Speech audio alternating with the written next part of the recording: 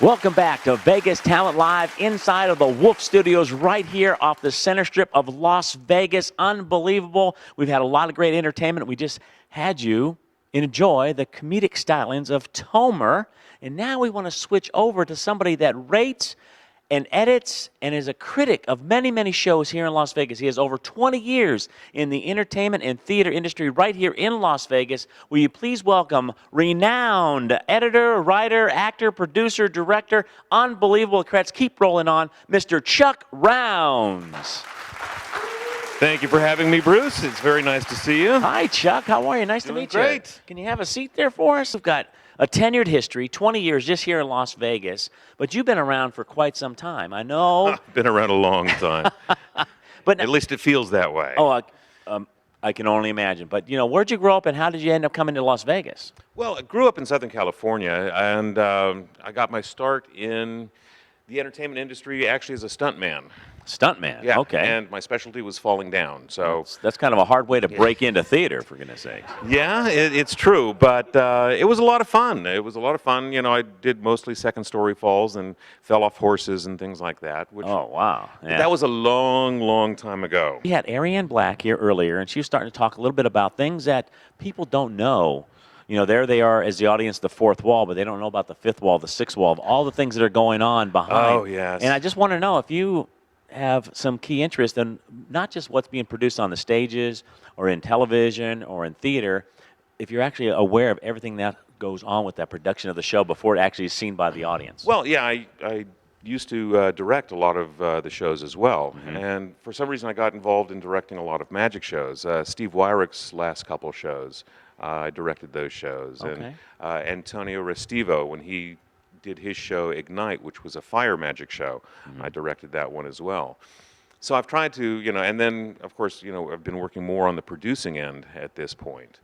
But, and of course I go see all the shows, because I write about all the shows. You have a website, www.igoshows.com. igoshows.com. That's the site where I put up all the reviews. I also write a newsletter, which I've been doing for 16 years, a monthly newsletter that goes out to 28,000 subscribers around the world, which is really nice. And then I also ran the entertainment trade paper here in town. The audition paper where all the auditions were published, and I still keep that as a website, which is callbacknews.com. Okay. So there's a lot of people that come to town that have that aspiration to get that one bit part. I mean, there's a lot of films being filmed here in Las Vegas. One which is getting ready to come out pretty soon is, I think, Mall Cop 2. yes. And then, so people want to come to Vegas. They see this, the glitz, the glamour, the highlights. They said, man, if I can just get a bit part here, do this, do that, maybe it'll really streamline into something. Do you find that to be true? Will the bit parts here in Las Vegas really move you on to bigger shows in New York or L.A.? Probably not.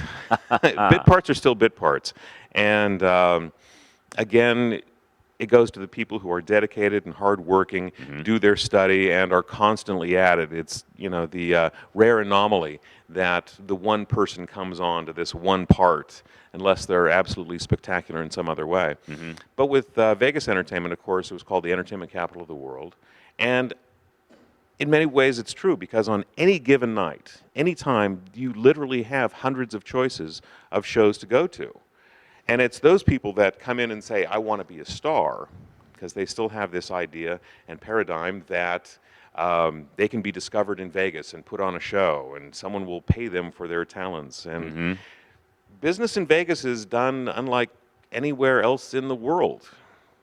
The casinos will see your show, say, it's a beautiful show, it's a wonderful show. How much will you pay us to put it on? Exactly. Not as many people realize this, but when you come to see that show, you don't know how much money is coming out of that entertainer's pocket as opposed to going into his pocket to produce that show and put it on live for that studio audience. There are now only two shows that are paid for by the hotel, Jubilee and Pinup.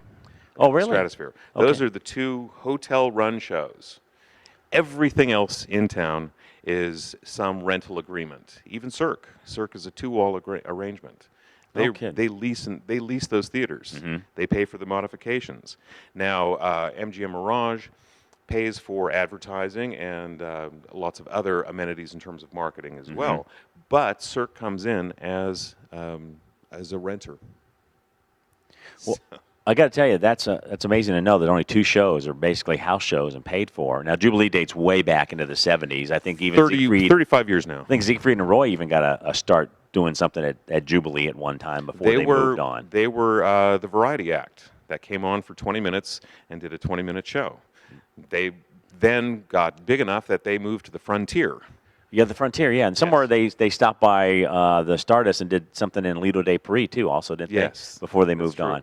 And Las Vegas used to be filled with all these great stage productions of Showgirls and absolutely everything that everybody imagined these fantasy shows to be like. Musicians. Yeah, exactly. Live musicians were wonderful. That was a big debate. I remember that big, almost wanting to shut down all the strip shows and put all the live musicians out of work. And that was a big thing that came up in the 80s, absolutely. 90s as far as Las Vegas goes. Well, it was actually when Howard Hughes bought the Desert Inn and then made that a corporate entity. And so rather than individuals or a few individuals owning each hotel, they all started to become corporations. And as soon as they started to become corporations, then the financial model changed and everything had to be a financial asset. That's when it started to have all of the showrooms then being leased out. And from that time to now, it's taken a complete 180 because, it used to be that all the shows were sponsored by the hotels. Right. Now, virtually none of them are. And that's why the greatest thing about like Wolf Theaters that was at the Clarion and some of the other off-strip productions, they are trying to bring shows to everybody's attention that there's a lot of great value for your dollar and a lot of great entertainment venue that is off the strip that you can actually go out and see for a reasonable price. A lot of shows are offering the Nevada discount here in Las Vegas. Definitely want to ask for that. There's a lot of places you can go to get a review of a show and find out how it's doing, especially if they go to shows. They're going to find out a lot from you on what shows they should spend their dollar on. Oh, it's all about value, but it's also very tough for any show at this point to make money because they have to be helped by the ticket brokers. And for a while, it looked like the ticket brokers were deciding who was going to succeed and who was not, because the A-list shows are not going to go away.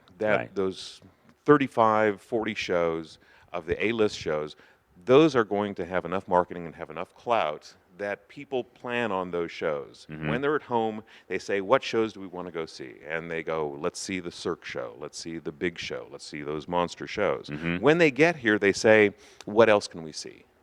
What is our secondary show? And that's when they go to the kiosks and buy the half-price tickets or tickets for tonight, one of those. Right. And that's where the ticket broker comes in because they can steer folks to certain shows. So it's a real. You had mentioned earlier the Riviera. Actually, I did because that has a tenured history and it has a lot of showrooms in there. They have showrooms on the main level, which was where Splash was, and then they have showrooms upstairs where the Comedy Club is. I think Crazy Girls is still there. The Comedy Club, and then they had the Starlight Showroom, which is all the way upstairs.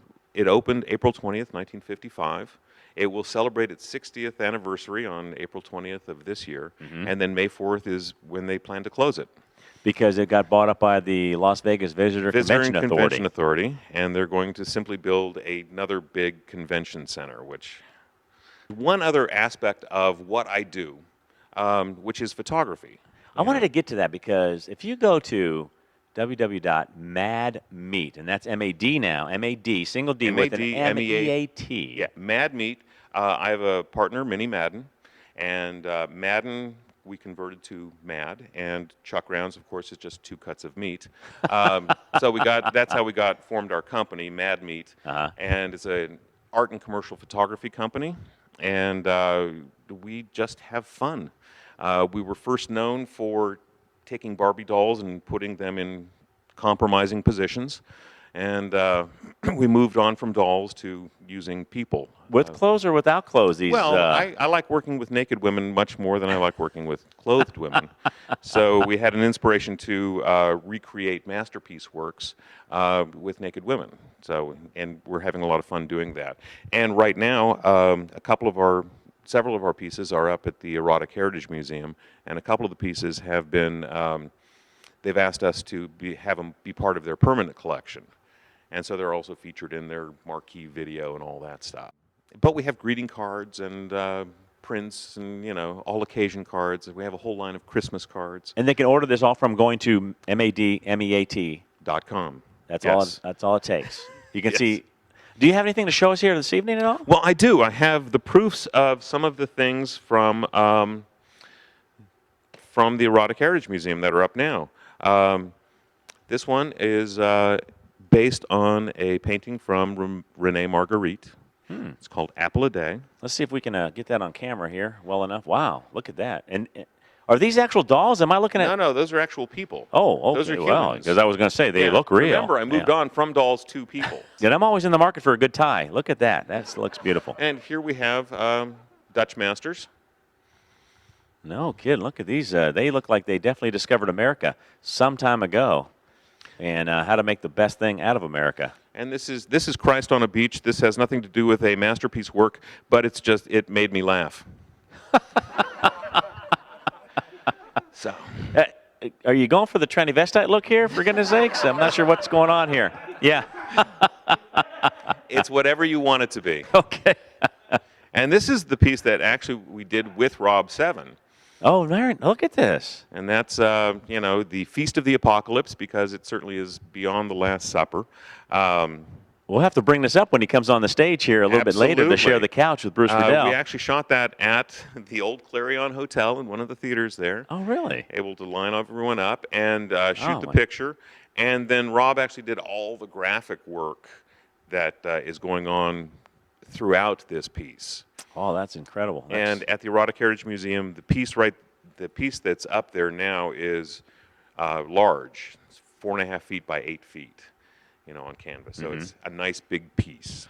One of the things that's growing in popularity around Vegas is the street performers. Do you ever do any reviews on some of the local street performers? Usually not, because a lot of them are transient or inconsistent with their performance schedules. I mean, you can't really schedule, go see this guy at this time on this street corner. Right, exactly, yeah. That, you know, they perform when they want to. There are some good ones. There are definitely some good ones. But most of the best ones are also in a show somewhere. So they're doing double duty in a sense, you know? Yeah. Well, again, when it went to when shows went to having to pay for themselves, they're paying less money. They're not, you know, a dancer in one show is not making a living wage. So that dancer, once she gets off from working that show, she goes and does a go-go gig or picks up convention work. Right. So a lot of the performers that are variety acts in some of the regular shows are doing street performing during the day or during the night to supplement their income, because each individual show is not giving them a living wage. That's unfortunate. That is unfortunate. Mentioning that, I know a lot of comedians. We had Tomer on earlier.